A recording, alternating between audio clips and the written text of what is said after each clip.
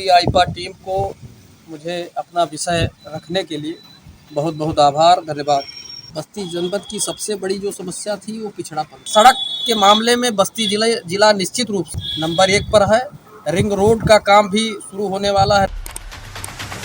आईपा आईपा का मतलब all India progressive politics association. जनता के उन मुद्दों को दिखाया जाता है जो देश को आगे बढ़ाने के लिए जाति धर्म से उठकर जनता के लिए एक प्लेटफार्म उपलब्ध कराया जाता है जिसे जनता अपनी बातें रख सके और उनकी बात सरकार तक पहुंच पाए। आगे विकास के मुद्दों को दिखाया जाता है।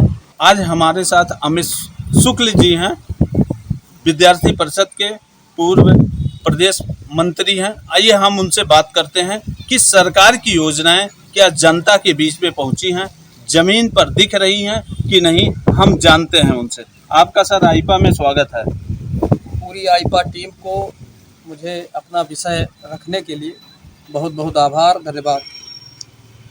ये बताइए कि प्रदेश सरकार की जो योजनाएं थी, जो उन्होंने 5 साल में कार्य करवाया है, क्या जनता तक पहुंचा है? निश्चित रूप से भारत सरकार की और उत्तर प्रदेश की योगी आदित्यनाथ जी की सरकार जनता के हितों के लिए पूर्णतः प्रतिबद्ध है। और केंद्र सरकार की और प्रदेश सरकार की योजनाएं, राशन एक सबसे बड़ी समस्या थी। कोरोना काल में राशन की समस्या थी, गरीब जनता खाने बिना परेशान थी। योगी सरकार ने और मोदी सरकार ने तेल, राशन के साथ चना, गैस, मुफ्त में गैस, ऐसी तमाम योजनाएं थी जो प्राथमिक स्तर पर एक गरीब जनता को, आम जनता को आवश्यकता होती है, उसकी मूलभूत आवश्यकता होती है। उस आवश्यकता को पूर्ण करने का काम पूजनीय योगी आदित्यनाथ और माननीय नरेंद्र मोदी की सरकार ने किया। सरकार प्राथमिकता के तहत और गड्ढा मुक्त सड़कों को करवाया गया, लेकिन जमीन पे क्या गड्ढा मुक्त सड़कें हुई? निश्चित रूप से गड्ढा मुक्त हुई। उत्तर प्रदेश के माननीय डिप्टी सीएम और सड़क परिवहन मंत्री केशव प्रसाद मौर्य जी और केंद्र के सड़क परिवहन मंत्री माननीय नितिन गडकरी जी के प्रयास से और अथक प्रयास पूरे भारत में स्वर्णिम चतुर्भुज योजना से लेकर प्रधानमंत्री सड़क योजना से लेकर जो टाउन एरिया से लेकर मुख्यालय तक की तमाम सड़कें हैं, जिसका जीर्णोद्धार हुआ है, जिसका शिलान्यास हो चुका है। और अभी 14 कोसी परिक्रमा का जो मार्ग का उद्घाटन भी माननीय गडकरी जी ने, सड़क परिवहन मंत्री भारत सरकार ने, मखौड़ा धाम से किया है। पूरे जिले में सड़कों का एक जाल होगा। आगामी 2022 के बाद 24 तक पूरे उत्तर प्रदेश सहित कप्तानगंज सहित पूरे बस्ती जिले में सड़कों का एक जाल होगा, जिससे बस्ती सहित पूरे उत्तर प्रदेश का विकास होगा। अगर हम बात करें किसानों का, तो कहीं ना कहीं किसानों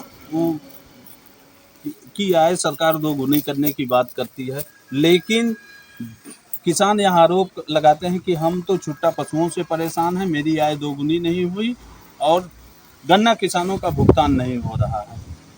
देखिए, गन्ना किसानों का भुगतान, शुगर फैक्ट्रियां जो बंद थी सपा और बसपा की सरकारों में, जो फैक्ट्रियां लोगों ने बेच दिया था, भारतीय जनता पार्टी के शासनकाल में वह फैक्ट्रियां पुनः चालू हुई। किसानों की आय की दुगनी का सवाल है, उस विषय पर योगी सरकार प्रतिबद्ध है और किसानों के आय को दुगना करने के लिए तमाम प्रकार की योजनाएं चल रही हैं, जो किसानों से नीम कोटेड यूरिया से लेकर और जैविक खेती को कैसे बढ़ावा दिया जाए, इस प्रकार के तमाम योजनाएं भारत सरकार के कृषि मंत्रालय ने किया है। और इस विषय पर भारत सरकार आगे गंभीर है, उत्तर प्रदेश सरकार गंभीर है। आगे इसी विषय पर पूरी सरकार काम करेगी, जिससे किसानों का आय दुगना हो।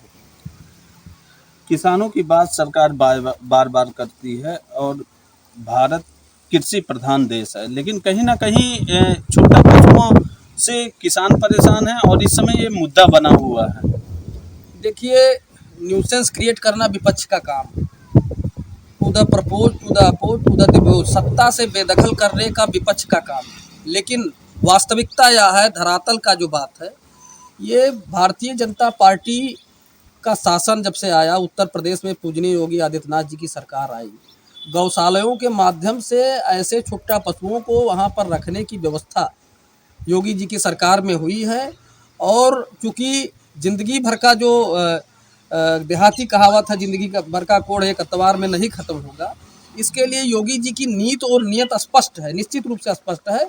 और इस पर आगामी इन विषयों पर काम किया जाएगा, जिससे जो आवारा पशु टहल रहे हैं इनको किस प्रकार से इनको संतुलित किया जाए और इनके प्रबंधन की व्यवस्था की जाए, जिसके माध्यम से जो किसानों का खेती का क्षय होता है, नुकसान होता है, इससे बचाया जा सके। अगर हम बात करें युवाओं के रोजगार का, तो कहीं ना कहीं सरकार पे आरोप लगता है कि 2 करोड़ युवाओं को रोजगार देने की बात सरकार कही थी, लेकिन रोजगार नहीं मिला। आप उत्तर प्रदेश सरकार का जो डाटा होता है नौकरियों का, उसको निकाल कर देख लीजिए। बेसिक शिक्षा विभाग से लेकर माध्यमिक शिक्षा विभाग से लेकर जो कर्मचारी चयन आयोग की परीक्षाएं हैं, उसमें हर साल इतनी ज़्यादा नौकरियां मिली हैं जो विभिन्न सरकारों में उसका 25% भी नौकरी नहीं मिली है। आप पूरे डाटा को निकाल कर देख लीजिए, कितने नायब तहसीलदार, कितने बेसिक में प्राइमरी टीचर, माध्यमिक टीजीटी और पीजीटी में कितना चयन हुआ है। उस आधार पर अगर पूर्ववर्ती सरकारों की आप तुलना करेंगे तो योगी सरकार ने निश्चित रूप से ज़्यादा काम किया है सरकारी नौकरियों के विषय में, बहुत रोजगार दिया है। अगर हम बात करें शिक्षा का, तो कहीं ना कहीं शिक्षा का स्तर सरकार तो सुधारने का दावा करती है, लेकिन सुधरती नजर नहीं आ रही है। आप बताइए, सपा सरकार में मेडिकल कॉलेजों की संख्या कितनी थी, आज मेडिकल कॉलेजों की संख्या कितनी हो गई है। बस्ती ज़िले में यहाँ पर मेडिकल कॉलेज बना, सिद्धार्थनगर में मेडिकल कॉलेज बना। ऐसे उत्तर प्रदेश में कोई ऐसे ज़िले नहीं है जहाँ पर मेडिकल कॉलेजों का शिलान्यास ना हो गया हो और कहीं ना कहीं उद्घाटन ना हो गया हो। पूर्वांचल में एम्स की स्थापना हो गई। पूजनीय योगी आदित्यनाथ जी उस समय माननीय सांसद थे, उनके चेयरमैनशिप में उनकी एक कमेटी, सांसदों का एक डेलीगेशन भारत सरकार उस समय प्रधानमंत्री जी से मिला था।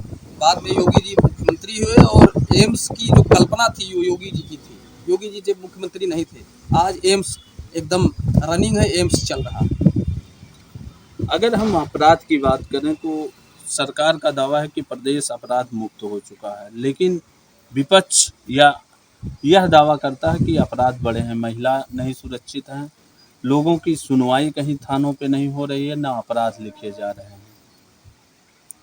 ये लोगों का आरोप नहीं, विपक्ष का आरोप है, जनता का कोई आरोप नहीं है।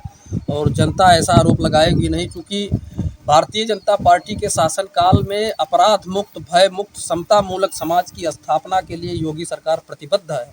और इस प्रतिबद्धता के साथ सबका विकास और सबका प्रयास, सबके विश्वास के साथ भारतीय जनता पार्टी चल रही है। आज देखिए, जो माफिया गुंडा थानों पर अंदर उपद्रव करते थे, चौराहों पर उपद्रव करते थे, बहन बेटियां सुरक्षित नहीं थीं, आज देखिए कोई भी बहन बेटियां स्कूल जाने के लिए एकदम स्वतंत्र हैं, कभी भी जाए, मार्केट जाएं, कोई समस्या नहीं है। ये तो विपक्षियों का काम है न्यूसेंस क्रिएट करना, वो न्यूसेंस क्रिएट करेंगे। भारतीय जनता पार्टी महिला सुरक्षा से लेकर लॉ एंड ऑर्डर को लेकर पूर्णतः प्रतिबद्ध है। अपराधियों का जो स्थान है वो जेल है और वो वहीं रहेंगे जब तक योगी जी की सरकार रहेगी। 2022 चुनाव चल रहा है और आप बस्ती जिले के रहने वाले हैं, किन किन मुद्दों को लेकर चुनाव में जा रहे हैं? बस्ती जनपद का सबसे बड़ा समस्या क्या है? बस्ती जनपद की सबसे बड़ी जो समस्या थी वो पिछड़ापन था। और वर्तमान में 2014 के बाद केंद्र में मोदी जी की सरकार आने के बाद हमारे लोकप्रिय सांसद माननीय हरीश जी के प्रयास से बस्ती ज़िले में किसी भी विकास का जो सबसे पिछड़ेपन को समाप्त करने का जो सबसे आधार होता है, उसकी दृष्टि होती है, वो सड़क के मामले में बस्ती जिला निश्चित रूप से नंबर 1 पर है। रिंग रोड का काम भी शुरू होने वाला है। रिंग रोड उत्तर प्रदेश में 5 रिंग रोड दिए गए थे, उसमें 1 रिंग रोड बस्ती को भी मिला था माननीय सांसद जी के प्रयास से, और गडकरी जी ने उसकी घोषणा की थी। और केशव जी भी आए थे यही गौर में। 2 लेन सड़क आप देख रहे हैं, बस्ती से लेकर गौर कुटिया तक बनी है। आप काफ़ी लेकर एक कार में बैठ जाइए, छलकेगा नहीं, एकदम ठीक से आइए जाइए। आप आए भी हैं, देखे भी होंगे, सड़क बहुत अच्छी बनी है। किसी भी चीज़ की विकास का जो द्योतक होता है वो सड़क होता है, शिक्षा होता है। शिक्षा के क्षेत्र में भी माननीय CP सोना जी यहाँ के विधायक हैं और विधायक जी ने जनता में भी यह बात कही है और उन्होंने पास भी कराया है कि यहाँ पर एक राजकीय डिग्री कॉलेज और एक ऑडिटोरियम का स्थापना किया जाए, जिससे यहाँ के युवाओं को और यहाँ के विद्यार्थियों को अपने मेधा कौशल को पुष्ट करने का मौका मिले। क्या माना जाए कि 2022 विधानसभा चुनाव में फिर वर्तमान सरकार दोहराएगी? देखिए, उत्तर प्रदेश में माननीय प्रधानमंत्री जी की, योगी जी की, माननीय केशव प्रसाद मौर्य जी की, माननीय अनुप्रिया पटेल जी की लोकप्रियता घटी नहीं बढ़ी। और भारतीय जनता पार्टी कहने में नहीं करने में विश्वास करती है। जमीनी स्तर पर आप देखिए, आम जनमानस का, मोदी जी का और योगी जी का अंडर करंट है पूरी जनता में, पूरी विधानसभा में, पूरे उत्तर प्रदेश में। निश्चित रूप से जो माननीय गृह मंत्री जी ने, भारतीय जनता पार्टी के चाणक्य लौह पुरुष अमित शाह जी ने जो एक विजन के रूप में काम किया है उत्तर प्रदेश में, और जेपी नड्डा जी ने, उन्होंने जो लक्ष्य दिया है 300 पार का, वो निश्चित रूप से 300 पार होगा, उसमें कोई शंका नहीं। ये हमारे साथ बीजेपी नेता और अमित शुक्ला जी थे, और इन्होंने बताया कि प्रदेश सरकार और केंद्र सरकार दोनों के विकास के दम पर फिर 2022 में उत्तर प्रदेश में बीजेपी की सरकार बनेगी। आप लोग आइपा को देखते रहिए आगे। नमस्कार, अमृतलाल बस्ती।